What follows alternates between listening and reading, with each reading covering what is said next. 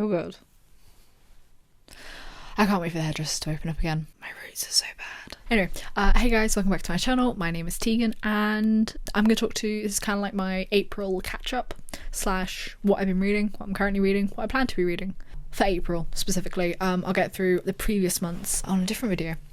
Talking about today though, I have done really well reading this month. This month was definitely kind of like the boom for me back into reading. I read and finished like 3 books within the space of 2 days, which is, you know, what I used to do. Like when I got really back into reading, I just devoured books. And I think I had a bit of a slowdown period.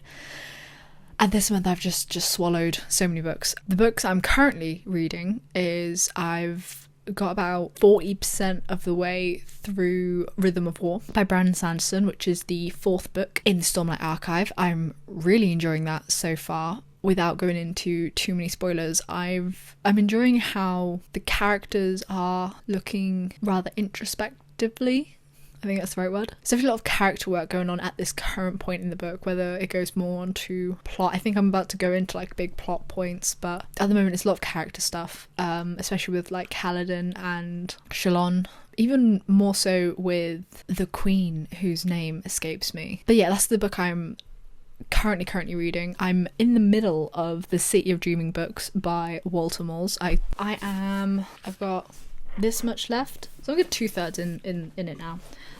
This book has just taken me a lot longer to read than I was expecting, but I'm very much enjoying it. I'm also beginning Magic Study by Maria V. Schneider, my kind of reread for the month. I'm still trying to keep it so I only have one reread each month, although I haven't really been reading any rereads for the past couple months because my TBRs went out the window. Then what I plan to read after I finish these, I plan to read Fires of Heaven by Robert Jordan, the 5th book in the Wheel of Time. I'm excited to kind of continue on with that journey, as well as The Blade Itself by Joe Abercrombie and Coraline by Neil Gaiman. I was going to read American Gods, but I think I fancy, I don't know, like I've seen the film Coraline, so I think I just kind of want a book that I was expecting. Like I know roughly what to expect of that. I don't know. I just feel like I want to see how different it is from the film. Anyway, yeah, that's kind of the plans, what I'm going to read. And then what I have already read this month is Feet of Clay by Terry Pratchett, The Queen of Shadows by Sarah J. Maas, Ruin and Rising by Lee Bardugo, and Unravel Me by Tahiri Mafi. Apologies if I'm mispronouncing that. And yeah, so just going into kind of what I thought about it for a little bit. Feet of Clay I absolutely adored because I love The Watchmen. The kind of City Watch books I think are fantastic. I think in my previous videos why I kept saying Night's Watch, which reminded me so much of Game of Thrones, because of how it initially starts off as a night watch before it then becomes a whole city watch, which if you haven't read it, I'm not going to explain it because spoilers. But we continue on with Vimes and his upgrade and how he deals with that. I'm trying to say it in the most non-spoilery ways possible. I'm loving the additions to kind of like the City Watch team. I think my favourite side character, I used to say, you know, I mean, I don't get me wrong, I love, you know, Vimes and Carrot and all of those guys because they're really funny and they are really great characters. But I think Detritus as a side character, I used to say Nobby Nobbs, and we got more of Nobby Nobbs in this story and kind of his personality. But it's something about the way Detritus deals with situations. I just love it. I find him hilarious. As well as, you know, the story with the golems, which is the Feet of Clay, and how they're kind of like, I just love how Pratchett writes about like a mirror of society, but in a really fun, tongue-in-cheek kind of way. I think it's something that I really love about his books. When it came to Queen of Shadows, which is the 4th book, I think, in the Throne of Glass series by Sarah J. Maas, I don't know how I'm feeling about. I mean, I'm not disliking the series at all, but I think I'm seeing a lot of trends or similarities between characters in her books between the different series, and while that's absolutely fine, I think there's just certain things about Selena in particular that just gets a little frustrating as you're reading.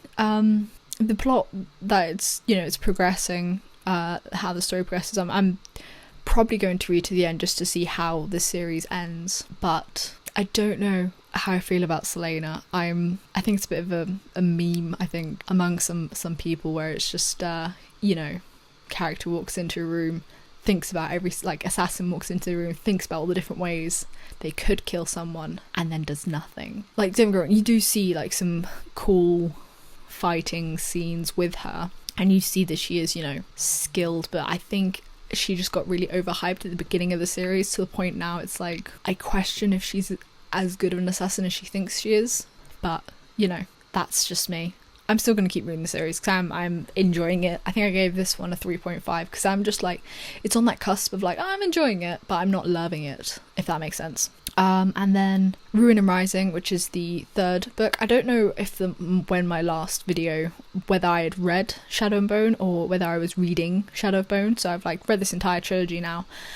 And again, I've really enjoyed the kind of progression of the story. I think it was really interesting to read about kind of like the way the Grisha, like where the Grishaverse started. Because obviously I started with Six of Crows, which had Grisha in it, but it wasn't kind of like the main focus. Whereas this book, this trilogy was. And the ending of the trilogy, while it wasn't what I was expecting at all. And I couldn't really tell you what I was expecting, but it wasn't that. But it's not in a disappointing way. It was just different. I don't know if that's a good way. I don't know if that's the best way I could describe it, but it is very much that I wasn't expecting what happened, but I'm definitely not disappointed by what did happen. But I wouldn't say I loved the ending either. I think again I gave it like a 4 out of 5 because I did still really enjoy the story, although the questionable love triangle, it's kind of actually the same with Unravel Me. You're getting a love triangle, and I don't really appreciate it. I just think I think I'm finding the books where people say they're overdone, and I'm now reading the books where it's a bit overdone. I think with Unravel Me I can somewhat understand because of what occurred to, like, I really enjoyed Unravel Me because in two senses. Like, I can understand why she acts the way that she acts. Juliet, this is now I've kind of switched to talking about that.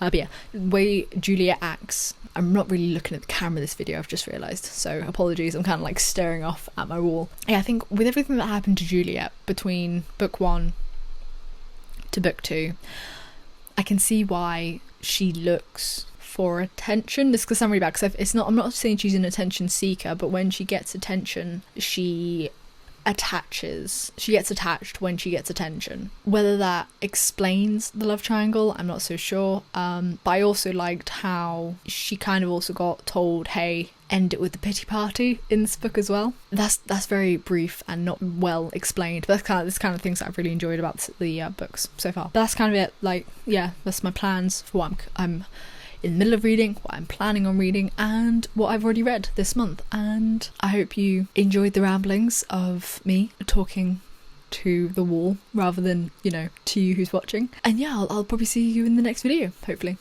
Right, bye.